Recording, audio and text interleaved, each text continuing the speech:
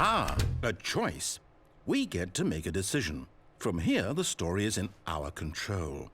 How important we mustn't squander the opportunity. In fact, I believe I need a minute to think here. Just walk in circles for a minute.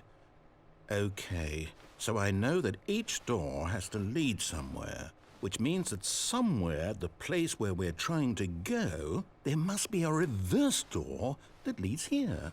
And that in turn means that our destination corresponds with the counter-inverted reverse door's origin. So starting from the right, let us ask, will taking the right door lead us to where we're going? And since the answer is clearly yes, then by all accounts, the door on the right is the correct one. Another victory for logic. Come, Stanley, our destiny awaits.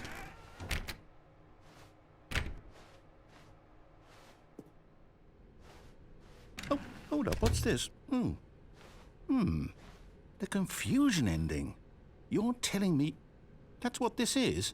It's all one giant ending? And we're supposed to restart the game, what, eight times? That's really how all this goes?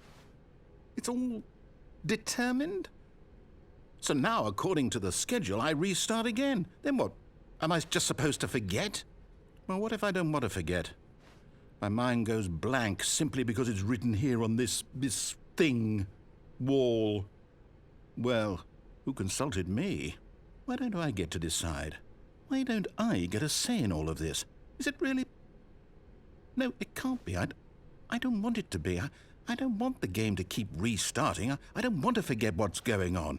I don't want to be trapped like this. I won't restart the game. I won't do it. I won't do it. I won't do it. And the timer stopped? Does that mean, did we do it? Did we break the cycle? The, whatever it is that made this schedule? How would we even know? Will someone come for us? Will something happen? So, okay. I guess now we just wait, you know. I suppose in some way that this is a kind of story, wouldn't you agree? I'm not quite sure if we're in the destination or the journey, though they're always saying that life is about the journey and not the destination, so I hope that's where we are right now. We'll find out, won't we? Eventually. Well, in the meantime...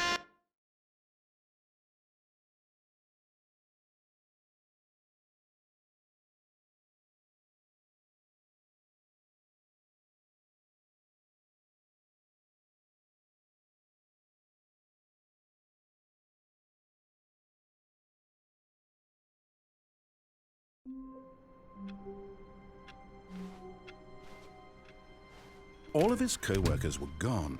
What could it mean? Stanley decided to go to the meeting room. Perhaps he had simply missed a memo. No matter how hard Stanley looked, he couldn't find a trace of his co-workers.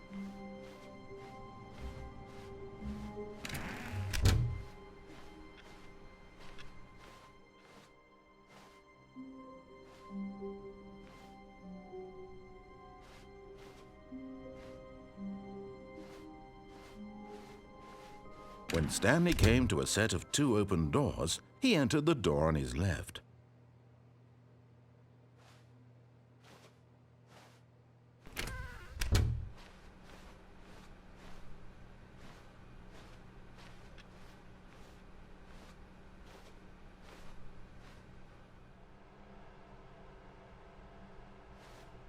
Yet there was not a single person here either. Feeling a wave of disbelief, Stanley decided to go up to his boss's office, hoping he might find an answer there.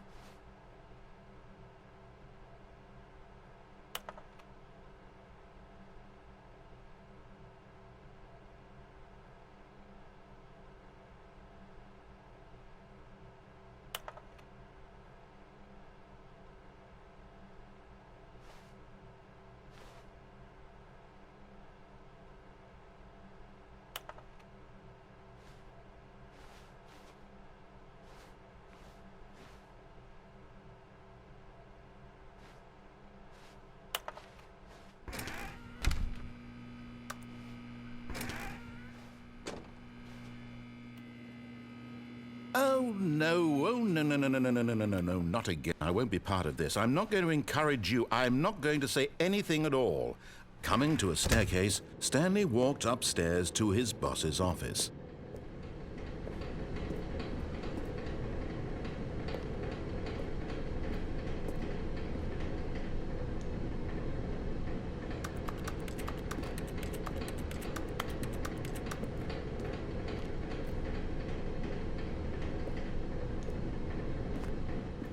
But Stanley just couldn't do it.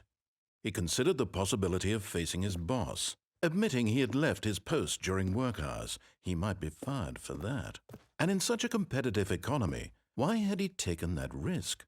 All because he believed everyone had vanished? His boss would think he was crazy. And then something occurred to Stanley. Maybe, he thought to himself, maybe I am crazy. All of my co-workers blinking mysteriously out of existence in a single moment for no reason at all? None of it made any logical sense. And as Stanley pondered this, he began to make other strange observations. For example, why couldn't he see his feet when he looked down? Why did doors close automatically behind him wherever he went? And for that matter, these rooms were starting to look pretty familiar. Were they simply repeating? No, Stanley said to himself, this is all too strange. This can't be real. And at last, he came to the conclusion that had been on the tip of his tongue. He just hadn't found the words for it. "I'm dreaming!" he yelled. "This is all a dream." Oh, what a relief Stanley felt to have finally found an answer, an explanation. His co-workers weren't actually gone. He wasn't going to lose his job. He wasn't crazy after all. And he thought to himself, I suppose I'll wake up soon. I'll have to go back to my boring real-life job pushing buttons. I may as well enjoy this while I'm still lucid. So he imagined himself flying and began to gently float above the ground. Then he imagined himself soaring through space on a magical starfield, and it too appeared. It was so much fun, and Stanley marveled that he had still not woken up. How was he remaining so lucid? And then perhaps the strangest question of them all entered Stanley's head. One he was amazed he hadn't asked himself sooner. Why is there a voice in my head dictating everything that I'm doing and thinking? Now the voice was describing itself being considered by Stanley, who found it particularly strange. I'm dreaming about a voice describing me, thinking about how it's describing my thoughts, he thought. And while he thought it all very odd and wondered if this voice spoke to all people in their dreams, the truth was that, of course, this was not a dream. How could it be? Was Stanley simply deceiving himself, believing that if he's asleep, he doesn't have to take responsibility for himself? Stanley is as awake right now as he's ever been in his life. Now, hearing the voice speak these words was quite a shock to Stanley. After all, he knew for certain, beyond a doubt, that this was in fact a dream. Did the voice not see him float and make the magical stars just a moment ago? How else would the voice explain all that? This voice was a part of himself too. Surely, if he could just... He would prove it. He would prove that he was in control, that this was a dream. So he closed his eyes gently, and he invited himself to wake up. He felt the cool weight of the blanket on his skin, the press of the mattress on his back, the fresh air of a world outside this one. Let me wake up, he thought to himself. I'm through with this dream. I wish it to be over. Let me go back to my job. Let me continue pushing the buttons. Please, it's all I want. I want my apartment and my wife and my job. All I want is my life exactly the way it's always been. My life is normal. I am normal. Everything will be fine. I am okay.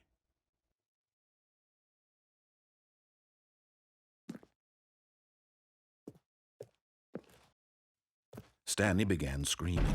Please, someone, wake me up. My name is Stanley. I have a boss. I have an office. I am real. Please, just someone tell me I am real. I must be real. I must be. Can anyone hear my voice? Who am I? Who am I? And everything went black.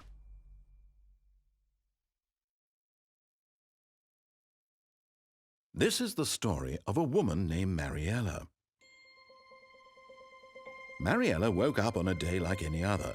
She arose, got dressed, gathered her belongings, and walked to her place of work. But on this particular day, her walk was interrupted by the body of a man who had stumbled through town talking and screaming to himself, and then collapsed dead on the sidewalk. And although she would soon turn to go call for an ambulance, for just a few brief moments she considered the strange man. He was obviously crazy, this much she knew. Everyone knows what crazy people look like. And in that moment, she thought to herself how lucky she was to be normal. I am sane. I am in control of my mind. I know what is real and what isn't. It was comforting to think this, and in a certain way, seeing this man made her feel better. But then she remembered the meeting she had scheduled for that day, the very important people whose impressions of her would affect her career, and by extension, the rest of her life. She had no time for this, so it was only a moment that she stood there, staring down at the body. And then she turned and ran.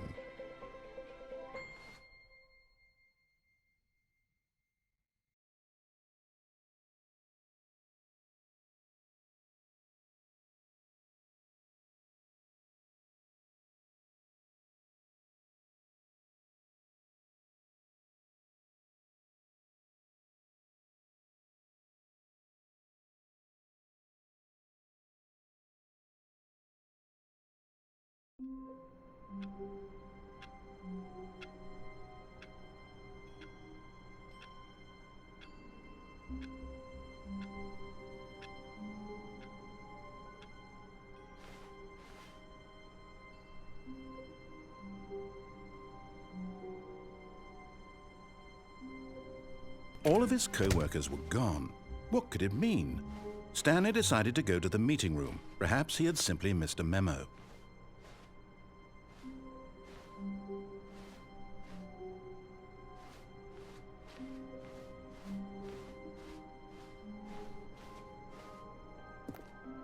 When Stanley came to a set of 2 open doors, he entered the door on his left. This was not the correct way to the meeting room, and Stanley knew it perfectly well. Perhaps he wanted to stop by the employee lounge first, just to admire it.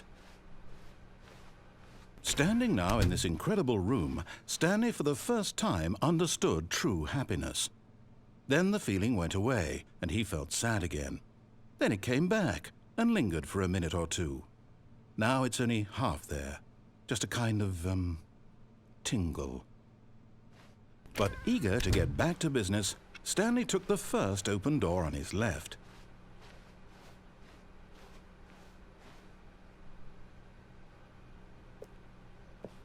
Stanley was so bad at following directions, it's incredible he wasn't fired years ago. Look, Stanley, I think perhaps we've gotten off on the wrong foot here. I'm not your enemy, really, I'm not. I realize that investing your trust in someone else can be difficult, but the fact is that the story has been about nothing but you all this time. There's someone you've been neglecting, Stanley. Someone you've forgotten about. Please, stop trying to make every decision by yourself. Now, I'm not asking for me, I'm asking for her. This is it, Stanley. Your chance to redeem yourself. To put your work aside, to let her back into your life. She's been waiting.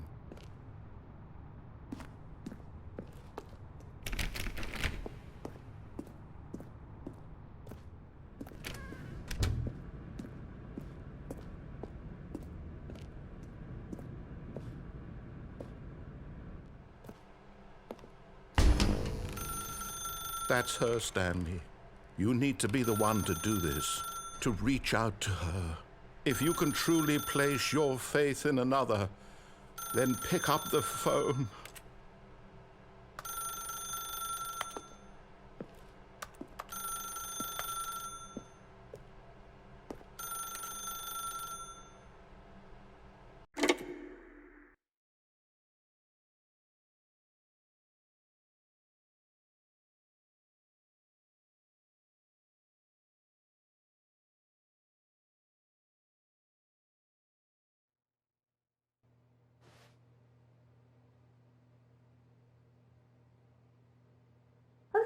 is that you? Hold on, sweetie. Sorry to keep you waiting. I'm just pulling the bread out of the oven. All right. Okay, there we go. All right, now, I want you to come in and tell me all about your day. Gotcha. Oh, come on. Did you actually think you had a loving wife who'd want to commit their life to you? I'm trying to make a point here, Stanley. I'm trying to get you to see something. Come inside. Let me show you what's really going on here. This is a very sad story about the death of a man named Stanley.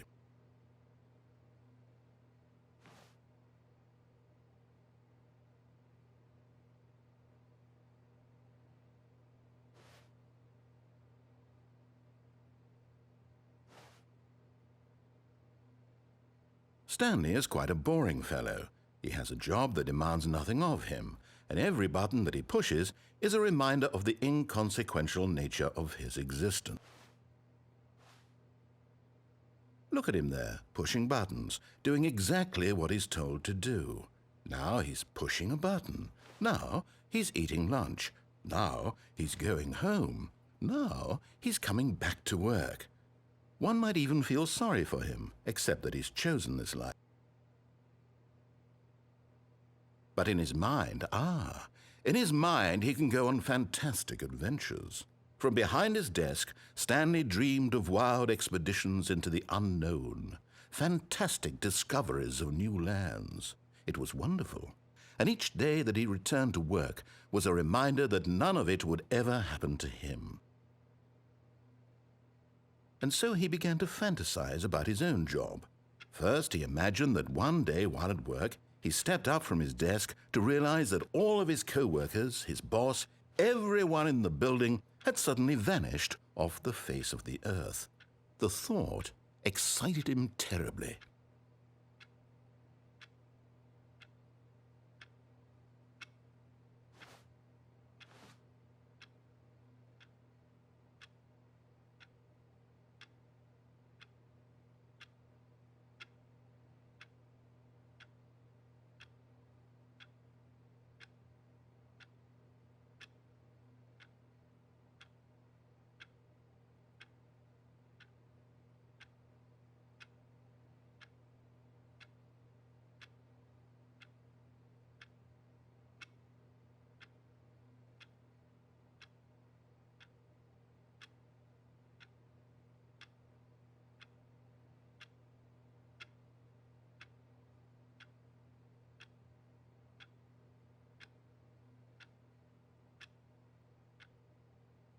So he went further. He imagined that he came to two open doors and that he could go through either. At last, choice. It barely even mattered what lay behind each door. The mere thought that his decisions would mean something was almost too wonderful to behold. As he wandered through this fantasy world, he began to fill it with many possible paths and destinations. Down one path lay an enormous round room with monitors and mind controls. And down another was a yellow line that weaved in many directions. And down another was a game with a baby. And he called it the Stanley Parable. It was such a wonderful fantasy, and so in his head he relived it again, and then again, and again, over and over, wishing beyond hope that it would never end, that he might always feel this free. Surely there's an answer down some new path, mustn't there be? Perhaps if he played just one more time. But there is no answer. How could there possibly be? In reality, all he's doing is pushing the same buttons he always has. Nothing has changed.